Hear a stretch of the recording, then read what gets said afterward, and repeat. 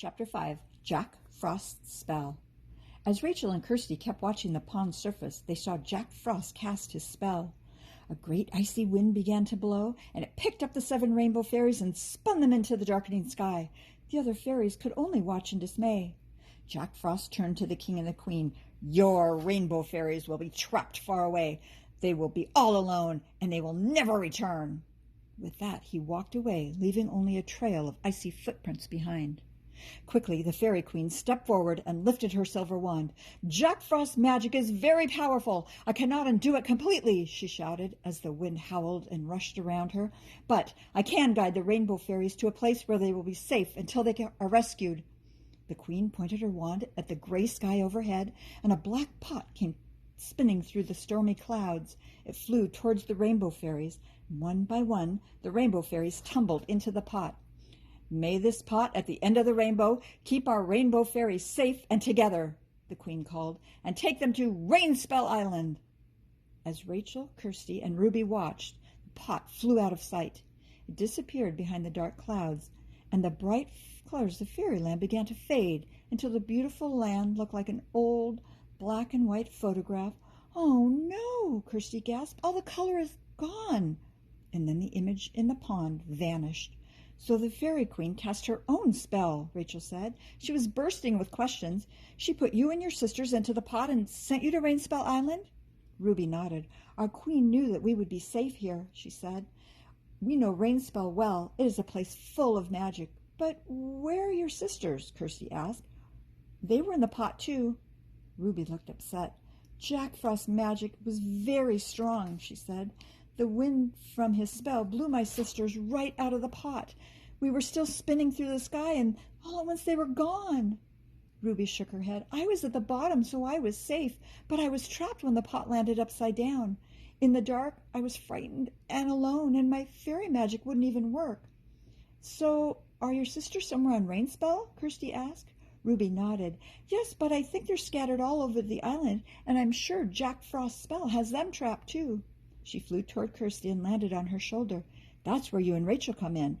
"How?" Rachel asked. "Well, you found me, didn't you?" the fairy went on. "That's because you believe in magic." She flew from Kirsty's shoulder to Rachel's. "So you could rescue my rainbow sisters too. Once we're back together, we can bring all the color back to fairyland again." Chapter 6, A Visit to Fairyland. "Of course we'll search for your sisters," Kirsty said quickly, "won't we?" Rachel nodded. "Oh, thank you," Ruby said happily. "But we're only here for a week," Rachel said. "Will that be long enough?" "We'll have to get started right away," said Ruby. "First, I must take you to Fairyland to meet our king and queen. They'll be very pleased to know that you're going to help me find my sisters."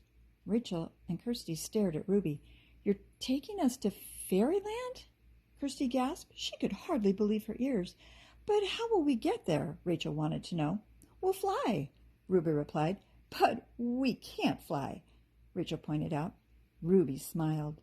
She whirled up into the air over the girls' heads, and then she swirled her wand above them.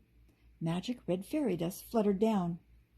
Rachel and Kirsty began to feel a little strange. Were the trees getting bigger, or were they getting smaller? They were getting smaller! Smaller and smaller and smaller, until they were the same size as Ruby. "I'm tiny!" Rachel laughed. She was so small, the flowers around her looked as big as trees. Kirsty twisted around to look at her back, and she had wings, shiny and delicate as a butterfly's. Ruby beamed at them. "Now you can fly," she said. "Let's go." Rachel twisted her shoulders. Her wings fluttered, and she rose up into the air. She felt quite wobbly at first. Flying was not at all like walking. "Help!" Kirsty yelled out as she shot up into the air. "I'm not very good at this." "Come on," said Ruby, taking their hands. "I'll help you." And she led them up out of the meadow. From the air, Rachel looked down on Rainspell Island. She could see the cottages next to the beach and the harbor. "Where is Fairyland, Ruby?" Kirsty asked. They were flying higher and higher up into the clouds. "It's so far away, no human could ever find it," Ruby said. They flew through the clouds for a long, long time, but at last Ruby turned to them and smiled. "We're here," she said. "Luckily, while you're in Fairyland, no time passes in your world. No one will even know that you're gone." As they flew down from the clouds, Kirsty and Rachel saw places that they recognized from the pond picture. The palace, the hillsides with their toadstool houses, and the river. But there were no bright colors now. Because of Jack Frost's spell, everything was a drab shade of gray. A few fairies walked miserably across the hillside. Their wings hung limply down their backs. No one even had the energy to fly. Suddenly, one of the fairies glanced up at the sky. "Look!" she shouted. "It's Ruby! She's come back!" At once, the fairies flew up toward Ruby, Kirsty, and Rachel. They circled around Ruby, looking much happier and asking lots of questions. "Have you come from Rainspell, Ruby? Where are the other rainbow fairies? Who are your friends?"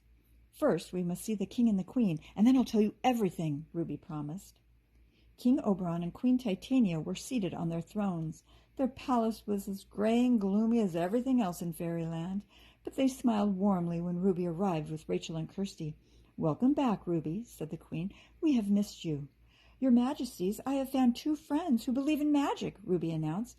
"These are my new friends, Rachel and Kirsty." Quickly, Ruby explained what had happened to the other rainbow fairies. She told everyone how Rachel and Kirsty had rescued her.